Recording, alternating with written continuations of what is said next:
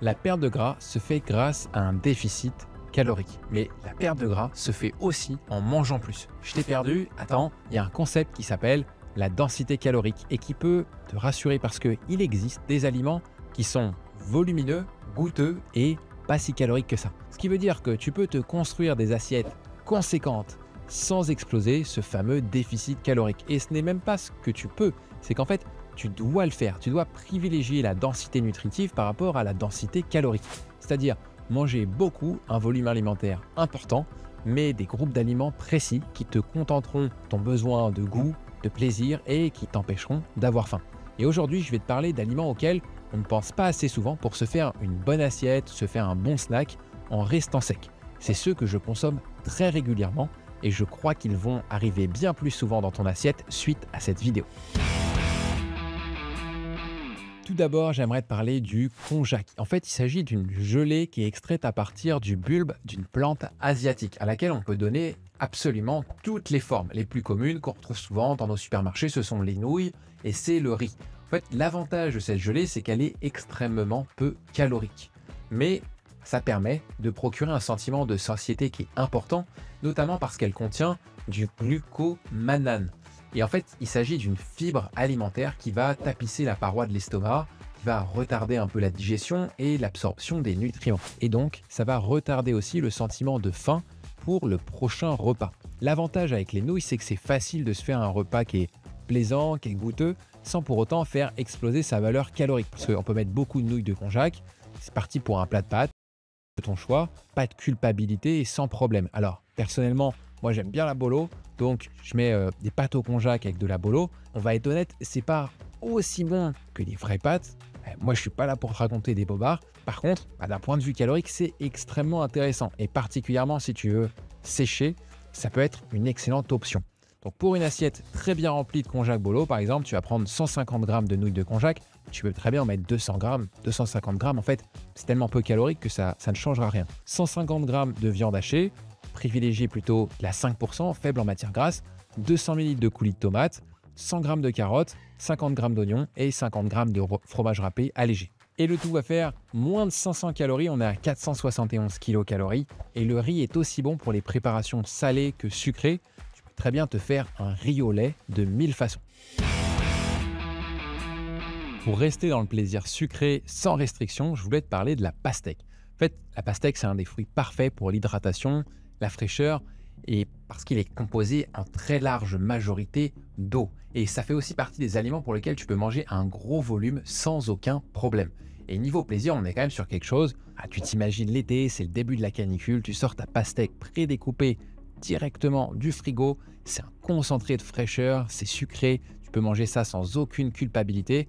Et évidemment, avec la pastèque, tu pourrais très bien manger du melon, des baies, des myrtilles, des framboises, des fraises.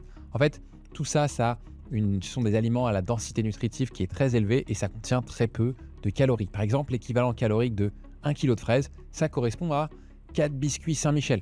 Et donc, je te mets au défi de manger 1 kg de fraises, alors que des biscuits Saint-Michel, ça se mange clairement en grande quantité, on va pas se mentir.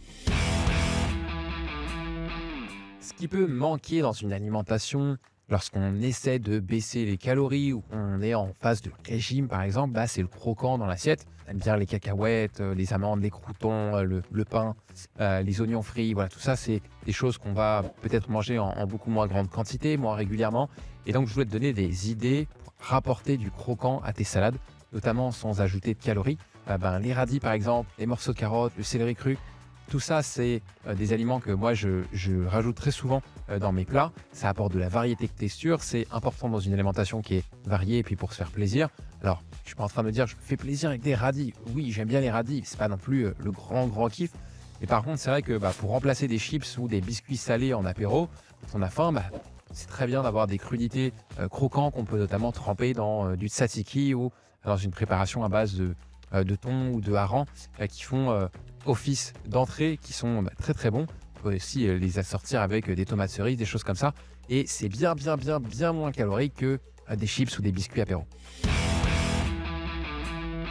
Alors les lentilles, les pois chiches, les haricots blancs, les haricots rouges, en plus d'être pleins de protéines, ces aliments ils sont souvent assez faibles en calories et surtout ils ont un pouvoir de satiété qui est très important. Donc si jamais tu ne vois les lentilles et les pois chiches qu'avec des saucisses ou dans un couscous, permets-moi de te parler du houmous. C'est un bon allié pour les apéritifs auxquels tu peux être invité, ou tout simplement une salade de lentilles avec de la feta, des oignons rouges, un petit filet d'huile d'olive. Voilà, ça peut tout à fait se manger cet été sans se sentir lourd ou faire exploser ton total calorique de la journée. Bien entendu, le houmous qu'on retrouve dans le supermarché peut très vite être assez calorique, donc à consommer aussi avec prudence et regardez ce qu'il y a écrit sur la boîte, ça peut être utile. Je te parle beaucoup d'été, de fraîcheur, des apéros, des salades, mais c'est peut-être aussi en hiver que tu cherches des solutions. C'est là que on peut penser parfois que c'est le plus dur parce que les plats d'hiver, généralement, c'est assez riche. Je pense à la raclette tout de suite. Le corps, il veut faire des réserves. Le froid, en plus, ça fatigue, ça peut donner faim. Et donc, les tartiflettes, les raclettes, les spécialités de montagne, voilà. Et je ne suis pas en train de dire qu'il faut refuser une bonne raclette. Attention, c'est péché. Une bonne raclette, ça fait plaisir. Et je ne suis pas non plus comme ça. Mais quelque chose qui est en accord avec la saison, ça peut être par exemple des soupes. Les légumes, de l'eau, voilà. On peut difficilement faire moins calorique. En fait, il y a tellement de légumes qu'on peut vraiment varier les plaisirs. On peut manger une très large quantité de soupes différentes. On peut même changer les textures plus ou moins liquides. Et donc, je te conseille une bonne quantité de soupe, surtout en début de repas en fait, parce que ça va te permettre d'avoir déjà un sentiment de satiété bien moins important. Et voilà, par exemple, ça va te permettre de peut-être pas te jeter sur le fromage ou sur les desserts à la suite du repas. Et tout ça en ayant ta proportion de légumes dans ton repas. Donc, c'est plutôt une bonne solution qui peut être accompagnée avec une belle source de protéines à côté. Bon, maintenant, j'attaque l'un de mes aliments préférés qui est souvent très sous-estimé parce que on a parlé des soupes et on peut rester dans le thème parce que tu peux manger les pommes de terre sans fromage. C'est un allié puissant dans ta perte de poids parce que comme les fruits qui sont riches en eau notamment, les pommes de terre, elles peuvent occuper aussi un très large volume de ton assiette sans faire exploser les calories. En fait, les pommes de terre, il y a une infinité de possibilités. Tu peux les faire par exemple à l'étouffer, tu peux les faire au air fryer. Voilà, ce qu'il faut plutôt éviter, c'est de les faire en friture ou alors avec un très gros apport en matière grasse, parce que forcément, ça fait exploser le total calorique. Mais ce que je t'ai dit, le titre de cette partie, c'est les pommes de terre, parce que moi, je te recommande aussi les patates douces. Ça fonctionne très bien pour les mêmes raisons, avec les mêmes types de cuisson. Et en termes de calories, ça se vaut. Le goût change également. Et même, on peut les mixer ensemble. C'est très, très bon. C'est beaucoup plus agréable en plus de manger des pommes de terre que d'être bloqué sur la salade verte. Et en fait, les pommes de terre, c'est vraiment moi un de mes aliments que je vais consommer le plus régulièrement pour cette raison. Donc, je t'ai parlé des pommes de terre frites au air fryer. Maintenant, écoute bien parce que ça aussi, c'est un cheat code. Là, on est plus sur du snack gourmand, le popcorn. En fait, le popcorn, c'est sous-coté. En tout cas, quand on le voit, c'est souvent au cinéma et on se dit pas du tout, le popcorn, ça va matcher dans un objectif de perdre du poids ou de manger avec une faible quantité de calories. En fait, c'est un très bon moyen, le popcorn, pour se faire plaisir parce que moi, quand j'en mange, ça me rappelle quand je vais aller au cinéma. C'est un truc aussi que je peux manger avec mes enfants très facilement. C'est un peu la magie dans la cuisine. Et on prend des grains, on les recouvre, on attend et ça explose dans le micro-ondes ou dans le four, ça amuse tout le monde. On ouvre, c'est un petit trésor doré pour les enfants. Et ça, très bien le manger à la maison avec un dessin animé si les enfants ils ont envie de rester tranquilles quand il pleut. On peut aller goûter dans le jardin, on peut s'en garder aussi nous pour l'apéritif. Alors moi je suis plutôt salé et je préfère ça généralement aux chips, mais on peut aussi les assaisonner avec des goûts fromage ou des choses comme ça. Moi, mes enfants, ils les préfèrent plutôt sucrés. Donc, pour calmer un peu le jeu du sucre et le caramel, par exemple, j'utilise plutôt de la cannelle, du cacao. On peut aussi utiliser des sucrants comme le sirop d'érable, le sirop d'agave. On peut mettre des édulcorants aussi. Oui, les édulcorants, c'est pas parfait, mais c'est mieux que de manger une énorme quantité de sucre. Si tu mets énormément de sirop d'agave ou ces choses-là, prends moins de plaisir quand même à le manger avec les doigts, ça colle, c'est moins agréable. Enfin, celui-ci est moins connu, ça commence à devenir de plus en plus populaire. C'est un hack aussi pour les enfants, ce sont des céréales soufflées. Alors là, je ne suis pas en train de te parler des Smacks ou des Choc à Pic ou les autres céréales industrielles qui sont bourrées de sucre. Je pense plutôt à des produits que tu peux trouver soit dans des rayons bio ou soit sur certains sites, c'est plutôt des produits bruts, sans sucre. C'est assez facile maintenant de s'en procurer. Moi, mon top 3, c'est l'épeautre soufflée, le sarrasin soufflé et le riz soufflé. En fait, c'est un peu des alternatives au popcorn ou aux céréales et aux Kellogg's. Ça permet de varier les goûts. Ça a toujours un peu cet aspect friandise, croustillant. Et ça peut être aussi d'excellents toppings. C'est-à-dire, tu peux le mettre sur des desserts, du fromage blanc, du skyr. Voilà, ça peut amener un peu de croquant, un peu de volume, de la gourmandise.